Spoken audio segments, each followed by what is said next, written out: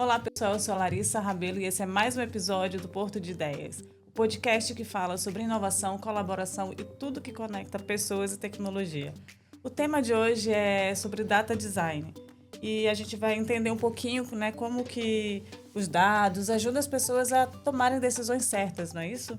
E nada melhor do que a gente convidar aqui a Carla Feder, que é uma especialista no assunto, para discutir esse assunto com a gente aqui. Seja muito bem-vinda, Carla. Você pode falar um pouquinho de você, da sua trajetória, como que você entrou, né, nesse tema tão importante hoje? Sim, muito bom. Obrigada, Larissa, né? Obrigada pelo convite, obrigada ao Conecta BB. É um prazer estar aqui e falar de um tema tão interessante, que é o data design, né? E como o uso do design dentro da composição e da visualização de dados pode ajudar as pessoas a tomarem decisões mais inteligentes, decisões mais estratégicas, né? E falando um pouquinho sobre a minha carreira, então eu sou mestre em design, sou também especialista na área de design, comunicação e tecnologia, também com foco ali em inovação, então tenho aí uma experiência de mais de 15 anos unindo todos esses três temas, falando sobre design, falando sobre inovação dentro do processo de tecnologia e também falando aí um pouco sobre o design aplicado nos dados e o storytelling, contando, né, histórias a partir do uso de dados. Perfeito, Carla. Nossa conversa vai ser ótima. Como que você explica a diferença entre um dashboard bonito, né, e criar visualizações que realmente geram decisões inteligentes, né? Não é só beleza, a gente tem que ter... O que a gente consegue extrair de um dashboard que é bem feito? Então, vamos lá. As pessoas, às vezes, elas têm essa leve confusão quando a gente fala de design, olhando somente para a estética. Né? Mas o design ele é mais do que estética, ele é a intenção. É aquilo que a gente coloca como apresentação para o meu usuário. Então, quando a gente fala de um dashboard bonito, a gente está falando de um dashboard com uso de cores, com uso de ícones, né? Com uso de gráficos muito bem feitos, muito bem apresentados. Mas o design, no contexto do data design, ele vai além disso. Ele é a forma como a gente organiza estrategicamente, é uma lente estratégica que a gente coloca a partir dessa construção, organizando dentro de um contexto, dentro de uma lógica, para apoiar as pessoas a tomarem decisões melhores. Então, basicamente, ele é uma forma de organizar e apresentar esses dados de uma forma mais concisa, de uma forma mais inteligente. Não é só a forma, né? Mas a mensagem que passa ela é mais importante do que a forma, né? Exato, ele ajuda dentro da questão cognitiva, né? Sim, da facilita, pessoa. né? Exato. Mas a mensagem é mais importante. Quais são os principais erros que você vê que as empresas cometem quando ela tenta comunicar esses dados, assim? E como que o storytelling, né? Que você também formado em comunicação, pode transformar essa comunicação? Então, vamos lá. A questão aqui de um dos erros que as pessoas cometem é achar que quanto mais informação, mais apoio eu tenho na tomada de decisão. E aqui, dentro desse contexto, menos é mais. E o data design, ele vem... E o próprio storytelling vem para trazer isso. Então, a pergunta que eu tenho que fazer é o que eu quero que em 10 segundos a pessoa veja e entenda quando ela olha esse dashboard.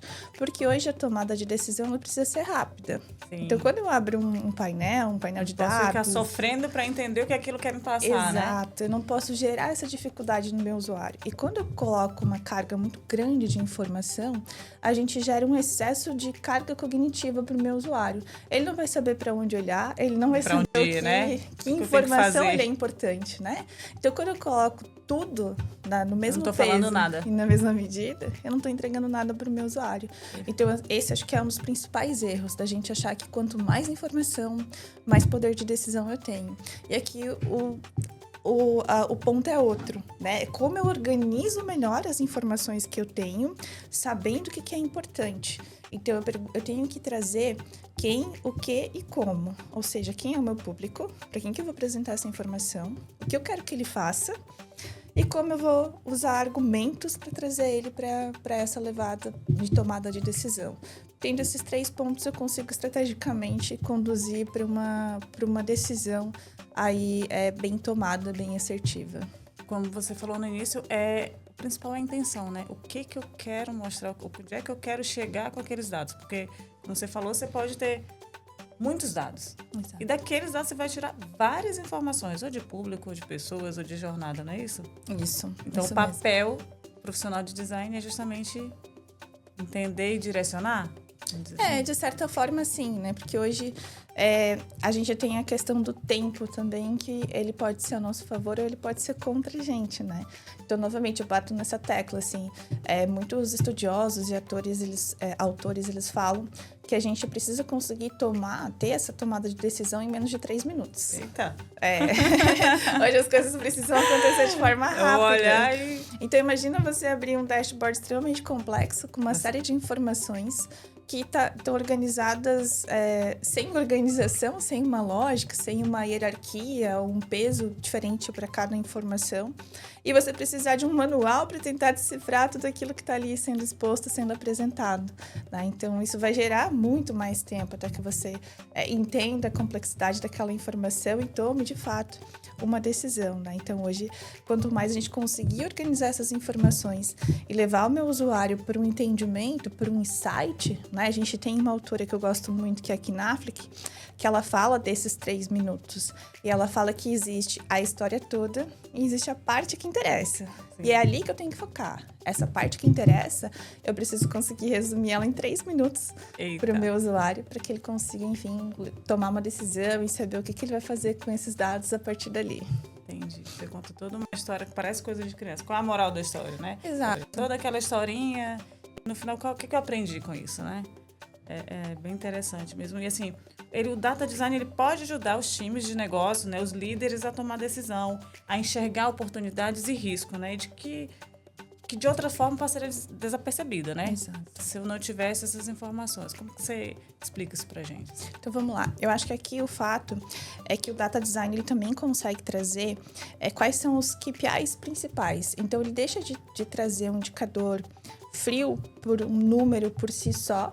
E ele consegue trazer, dentro dessa lógica de unir os KPIs a uma narrativa humana, digamos assim, trazendo esse contexto que vai ajudar nessa tomada de decisão. Então, quando a gente olha até para um processo, vamos falar aqui para uma anatomia de um dashboard, né? De como ele é construído, de como ele é estruturado.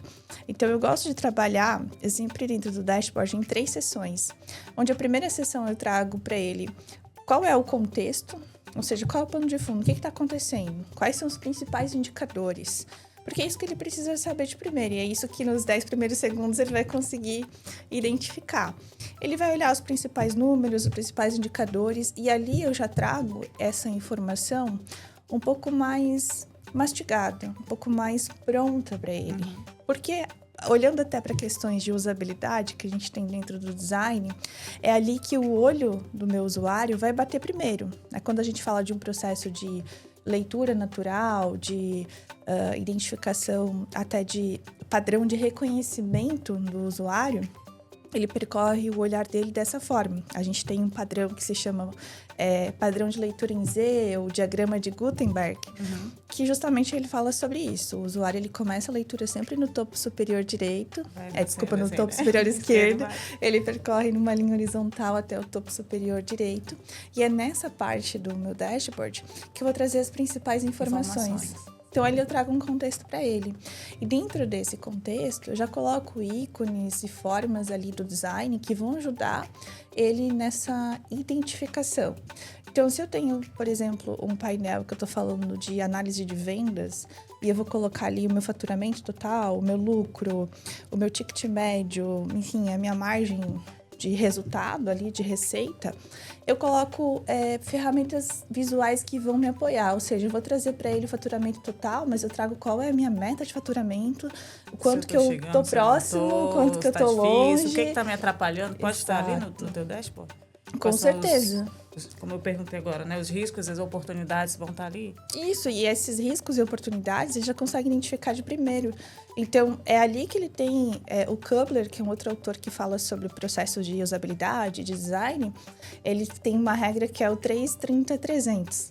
E ele fala que nessa primeira linha, né, que eu comentei que eu divido em 3 partes a construção do dashboard, nessa primeira parte, ele fala dos 3 segundos. O usuário tem 3 segundos para identificar sobre o que é aquele assunto, qual é aquela temática, o que aquele dashboard está tratando. Exato.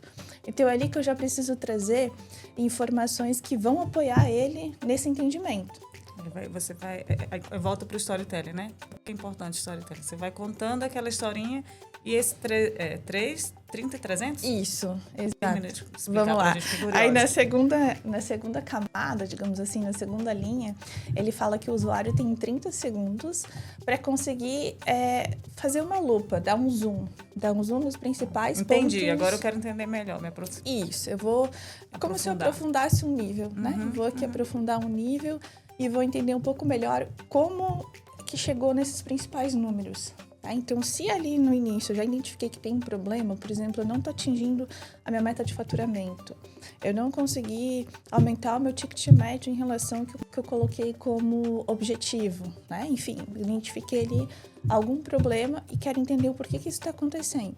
Então, nessa segunda linha, em 30 segundos, eu tenho que conseguir já identificar onde é que está o padrão, onde é que está o problema, o que está acontecendo ali. Então, olha só, na primeira linha eu tenho um contexto, na segunda linha eu tenho qual que é o problema. Eu trago para o meu usuário o que está acontecendo. E na terceira linha, ele fala que o usuário tem que levar 300 segundos para conseguir olhar com mais profundidade. E aí que você vai entregar o que você se propôs, né? Exato, ali ele vai ter um detalhamento aquela informação maior. mais... Exato. Precisa. Eu gosto até de comparar esse processo com a construção de um jornal. Quando a gente olha para a construção... Tem tudo a ver com comunicação. Você está falando, só estou falando, lembrando das minhas aulas de jornalismo. Exato, porque como é que o jornal ele é construído, né? É exatamente dessa forma. Na primeira linha, no primeiro olhar do usuário, tem um título do meu jornal. Ele sabe qual jornal ele vai ler.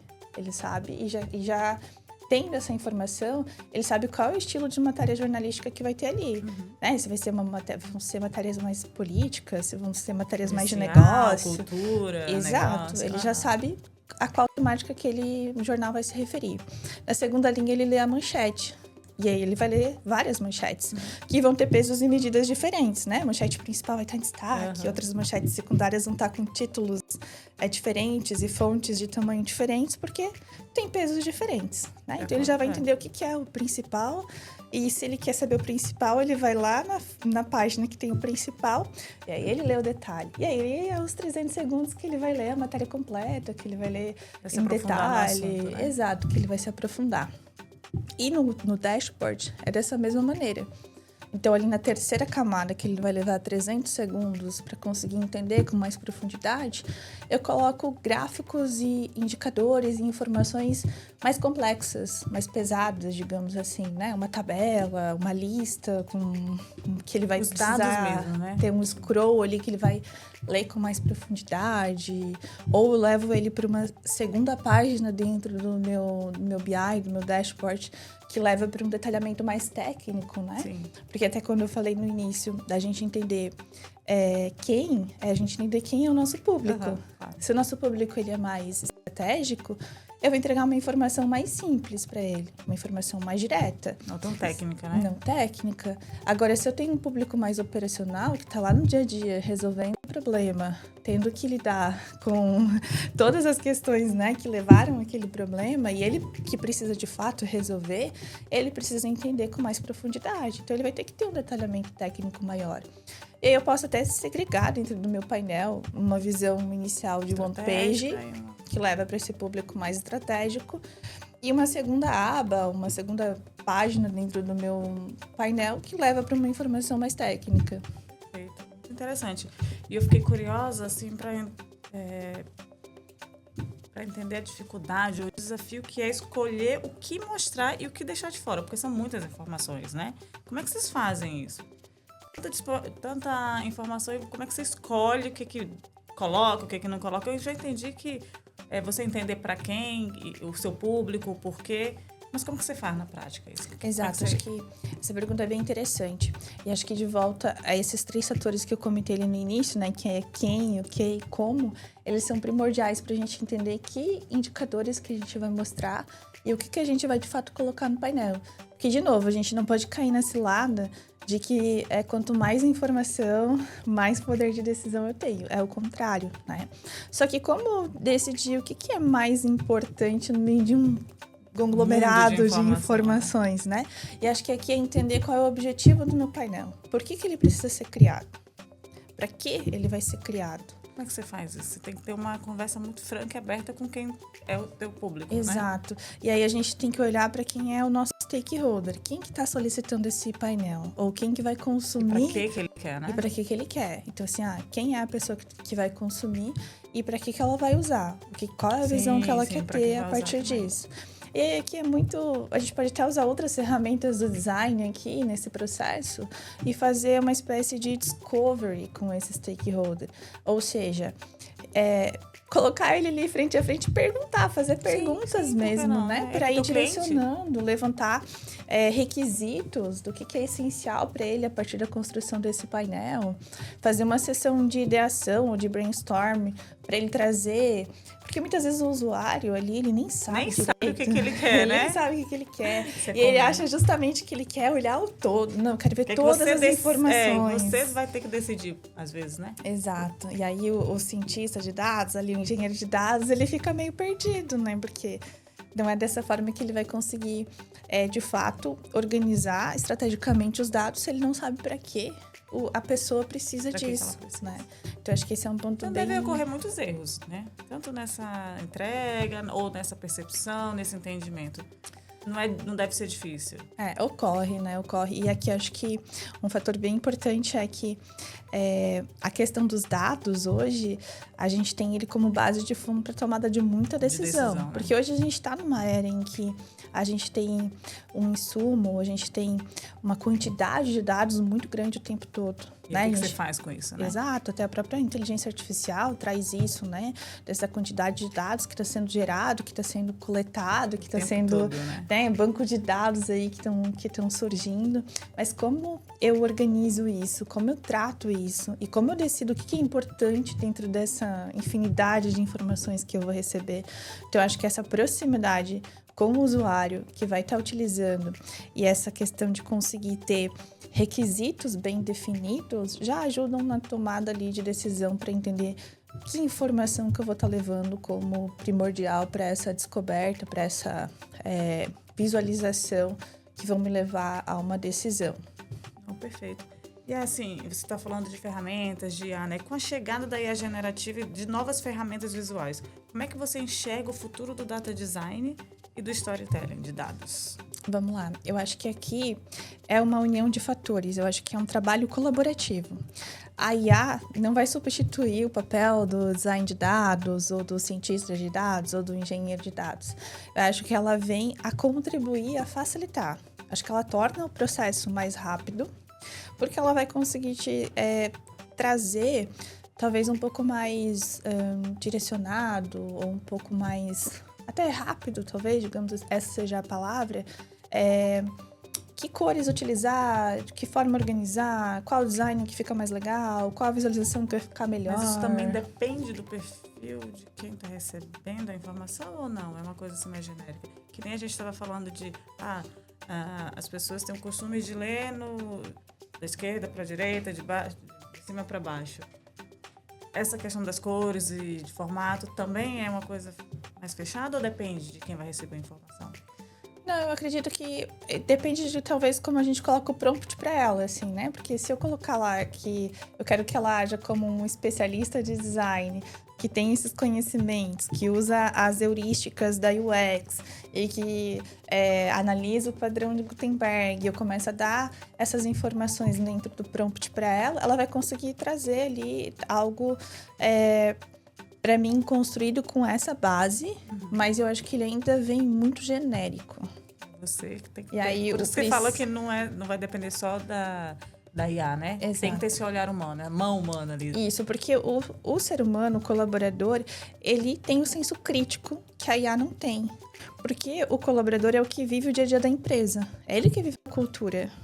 A cultura a IA não tem. A IA não consegue pode entender. escrever o prompt que for, mas ele não pode vai escrever o prompt que entender. For, mas a IA não vai ter o conhecimento da cultura da tua empresa. Ela não conhece os fluxos, os padrões, a rotina. Ela não vai conseguir identificar o perfil do teu stakeholder, porque tu conhece na essência. Uhum. Por mais que tu coloque lá o CEO que está solicitando esse painel, ele é muito analítico, ele gosta das coisas metódicas, mas assim, é muito genérico. Né? E você corre o risco dela entregar resultados muito parecidos com o que ela vai entregar para você e vai entregar talvez para uma outra pessoa. Entendi. Né? Então, é só a gente olhar os padrões de respostas do ChatGPT, por exemplo. São muito parecidos. A forma como o ChatGPT escreve é muito fácil de reconhecer. Eu posso pedir uma coisa, você também, o mesmo tema, eu peço de um jeito, você de outro, e a resposta vai ser que... Exato. Padrão, ela vai trazer ali, porque ele já tem até um padrão de resposta meio que pronto, assim. Ele só muda de acordo com o prompt que você coloca, mas é fácil hoje da gente reconhecer quando é feito por uma IA e quando não é feito por uma IA, né? Então, basicamente, a IA generativa vem como uma ferramenta, mas ainda a gente precisa dessa... Isso.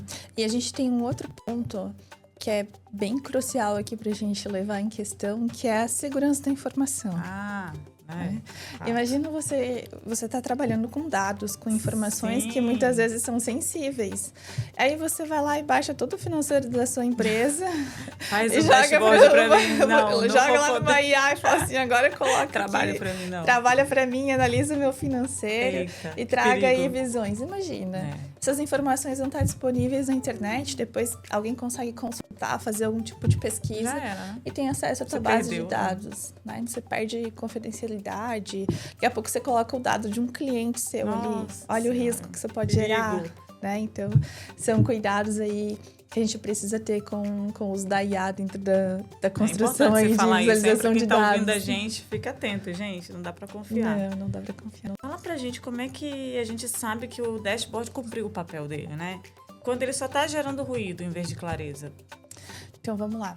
Eu acho que o ponto aqui é o quanto que a gente consegue tomar decisões e gerar ações a partir do dashboard. Então, se ele tá te levando e tá te apoiando numa tomada de decisão, se você consegue olhar aquele painel, entender a informação e conseguir gerar ações a partir dele, saber o que fazer com ele, ele cumpriu o seu papel. Agora, se você olhar para ele, você ficar com dúvida. O que eu faço? Você tem que acionar a área que fez me explica e dá aqui. O que eu faço? Eu quero um FAQ, eu quero um cursinho aqui para entender o que está acontecendo nesse painel. Aí ele está gerando ruído, daí a informação não conseguiu. Tá mais me atrapalhando do que me ajudando. Né? Exato, tá mais atrapalhando o teu processo de decisão. Vamos lá, se você levou mais de 3 minutos para entender o painel, pronto, ele já gerou ruído. Volta que precisa refazer alguma etapa ali. Exato. É muito interessante isso.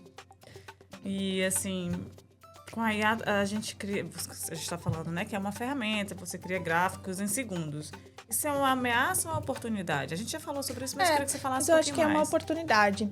Eu acho que hoje não tem como a gente fugir. Não tem, né? Eu acho que até as pessoas, né, da área comentam que tudo que hoje tem IA, ou que tem o nome IA, vende, né? As pessoas às vezes nem tem IA. Mas a gente fala que tem. Mas a gente colocou lá, é só porque, sei lá, o texto que eu fiz da propaganda que eu tô vendendo esse produto, eu construí no ChatGPT e, enfim, usei uma IA aqui no processo de construção, então tem IA.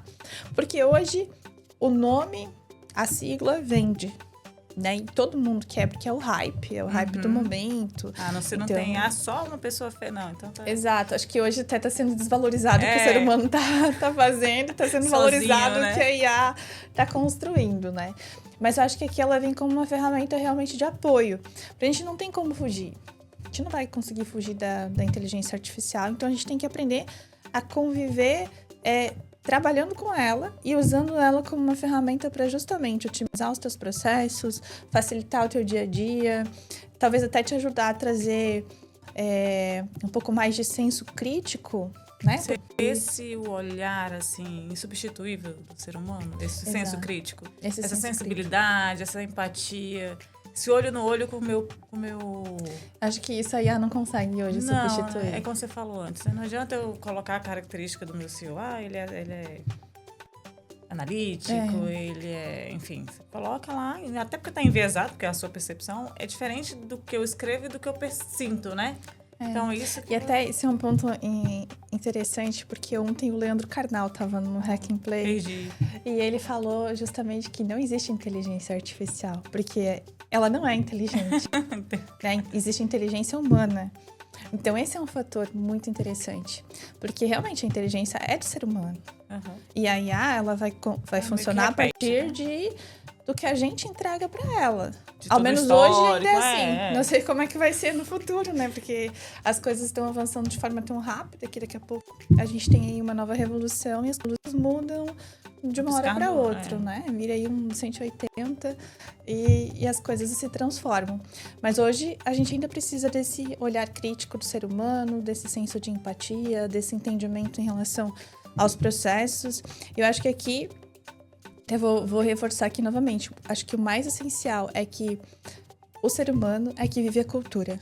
Sim. A IA não vive.